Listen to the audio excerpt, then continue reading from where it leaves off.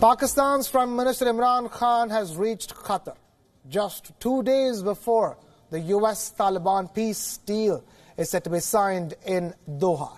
This is the second visit to Qatar after he became the Prime Minister in 2018. Imran Khan will not be attending the signing ceremony of this landmark deal.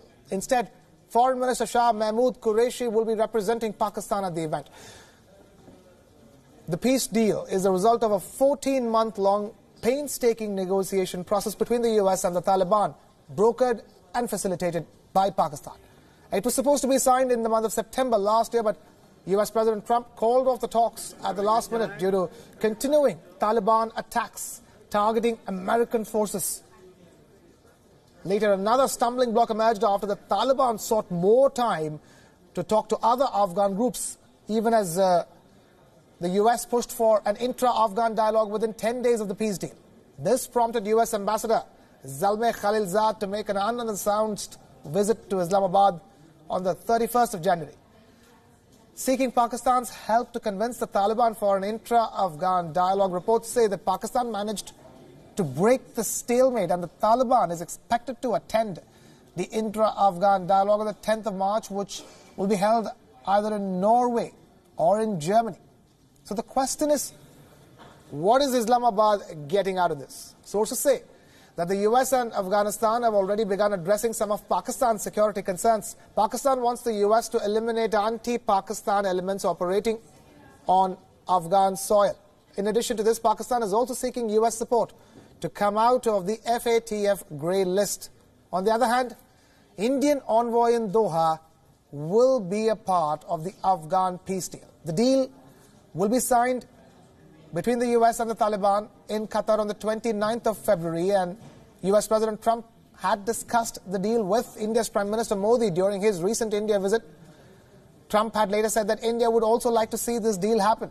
Meanwhile, Afghanistan's President Ashraf Ghani has postponed his inauguration on US request. This after Washington raised concerns that the controversy over his re-election might hamper the signing of the peace deal with the Taliban. In a statement, the US State Department asked Afghan authorities to address concerns over election rigging. This after Ashraf Ghani's rival Abdullah Abdullah contested the poll results and declared himself the winner. According to some reports in the Afghan media, Abdullah Abdullah is even planning a rival inauguration. The confusion over the September 29 election results has further weakened the position of the Afghanistan government, which is officially not part of the US-Taliban talks. This has Taliban rejected the Kabul-based government as a puppet regime. However, both Washington and the Taliban have said that they will hold separate talks with the Afghan government. We're currently in a 7-day reduction in violence period that started on February 22nd. In 19 years of war, this is the first week-long break in violence by all sides if we're successful in achieving it. If, and only if, it's successful, we will sign the US-Taliban agreement coordinated with the Government of National Unity on or about February 29th that includes a timeline for both a conditions-based and phased troop withdrawal and for the commencement of intra-Afghan negotiations. Meanwhile, the week-long observance of reduction in violence is underway in Afghanistan. Remember, the negotiations resumed after Taliban agreed to reduce violence, while the US said that it will not carry out operations against the terror group. As per the peace deal, which will be signed in the Qatari capital of Doha on the 29th of February, Taliban will give up arms in exchange of US troop withdrawal from Afghanistan. Taliban will also help Washington in the fight against Al-Qaeda and ISIS in the conflict-hit country. The US has also agreed to certain security arrangements proposed by the Taliban as it seeks to end its longest war. And now we have our correspondents bringing us the latest on this big story that we're tracking here on WION Dispatch. We have our Afghanistan correspondent Mustafa Kazemi joining us from our newsroom here. We also have our Pakistan Bureau Chief Anas Malik joining us live from Islamabad. We also have our principal diplomatic correspondent Siddhant Sibal joining us live from India's capital, Delhi. Thank you all of you for being with us here on the broadcast. Let me begin with a first take from Mustafa Kazemi, who's come down all the way from Afghanistan here to our studios. Mustafa, talk to us while we're all talking about this date of February 29th. It's a matter of the document being signed by the US and the Taliban. But that's not how simple is it at this stage, because a lot of rumors floating the rounds that that date might eventually get changed even. It is actually true. There are rumors, unconfirmed rumors among some journalists in Kabul that it is possible that there might be a date change. And I will reiterate and say this again, it is nothing official, but there is the rumor of date change. Because as we have seen in the past 3 weeks at least, so many other events and talks related to the peace agreement between the US and the Taliban have either been postponed or related to that been cancelled or moved back and forth. And this is not just a greeting, a handshake and a signature. It is going to have a lot of effect both on the US future, the Afghan future and the entire region. Mustafa, stay with us. Let me quickly now take this across to our principal diplomatic correspondent, Siddhant Sibal, joining us live from India's capital in Delhi. Siddhant, talk to us. What is the latest that you're picking up from our Indian government sources? India has been invited to the high table by the US for the signing of this deal.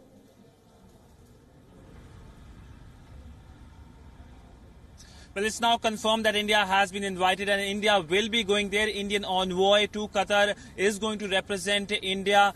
India will be witnessing the deal which is being signed between Taliban and the US, and that could pave way for the American troops to leave the landlocked South Asian countries. But it also shows that India is considered a stakeholder when it comes to the peace process there in Afghanistan. India has been developing a lot of things, infrastructure projects, whether it's India-Afghanistan Friendship Dam in Herat or the Afghan parliament in Kabul, or helping in capacity building. But when it comes to India-Taliban relationship, it's not a good story. We know in 90s when Taliban was ruling Afghanistan, India had no ties with Taliban, but of course Pakistan and Saudi Arabia did have ties. Of course, Taliban did play a role when it comes to the hijacking of the IC-814 when it landed in Kandahar.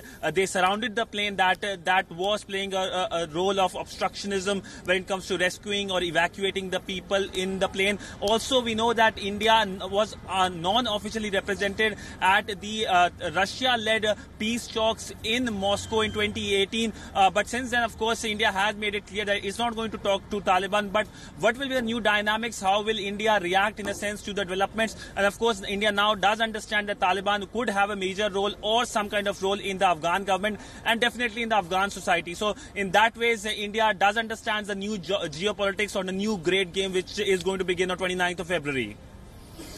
Siddhant Sibal reporting live from India's capital, New Delhi. Let me now take this across to our Pakistan Bureau Chief Anas Malik, joining us live from Islamabad. Anas, talk to us. Imran Khan is in Doha as we speak. What are you picking up from Pakistani government sources?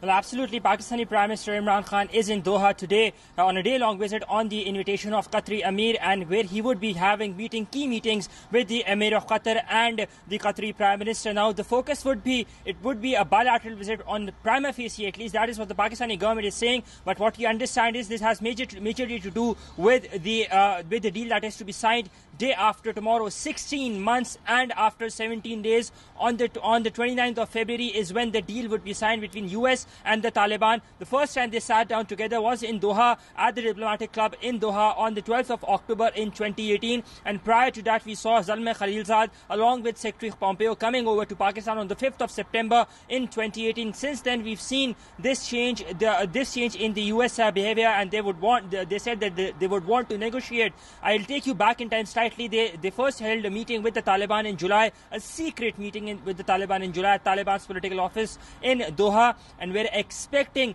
that on the 29th there would be about 1,500 people, be that be dignitaries, security, media personnel, and others, who would be present in Doha on the 29th of this month, which would include representatives from 24 countries. Remember, Pakistan would not be directly a signatory to this. What I've been picking up from Taliban sources is that this is an 11-pointer agreement that is being done, which has two subsections that would further be divided, and essentially that this agreement would further be unfolding towards the intra-Afghan dialogue, which would be held in quote-unquote at a European country in the next 10 to 12 days or from the signing of the agreement. So we're expecting that the signing of that the intra-Afghan dialogue is to take place somewhere between 10th of March till about 15th of March at a European country. That would be the key, and that would certainly lay down the prospects towards a new great game, as Siddharth had mentioned, as to how it folds. But Pakistan would be keeping a close eye. The Pakistani Foreign Minister Shah Mahmood Qureshi, he is currently accompanying the Pakistani Prime Minister Mr. Imran Khan on his journey to Doha. He would be staying back in Doha until the signing the signing of the deal is done, the signing ceremony is done. And in fact, Pakistan will not be directly a signatory. That is what I've been picking up from our government sources here in Islamabad. Yes, Krishna. Anas Malik reporting live from Islamabad. Let me now take this back to our correspondent Mustafa Kazemi from Afghanistan, who's now with us from our newsroom over here. You've been hearing all the reports from India's side and from Pakistan's side, Mustafa Kazemi, but talk to us in terms of what are you picking up from your sources in Kabul?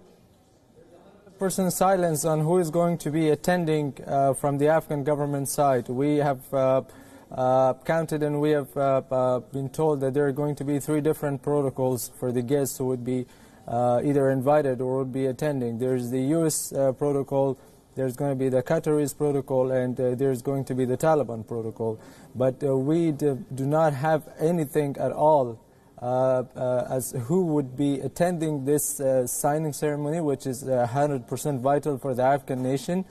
We have picked up some rumors, unconfirmed rumors, that there is a high possibility that the National Security Advisor, Mr. Hamdullah Muhib, might be attending the signing ceremony, but it has not been acknowledged officially, and we do not know anything as who would be from the Afghan government side. But everybody is looking forward to have a high-ranking Afghan delegation present. After all, this is going to be a deal that would be struck on the grounds of non-Afghan territory, but about the Afghanistan's future. Mustafa Kazemi joining us with the latest on what's happening in Kabul, and Anas Malik joining us with the latest on the Pakistani side of the story. Thank you, both of you, for being with us here on WION Dispatch.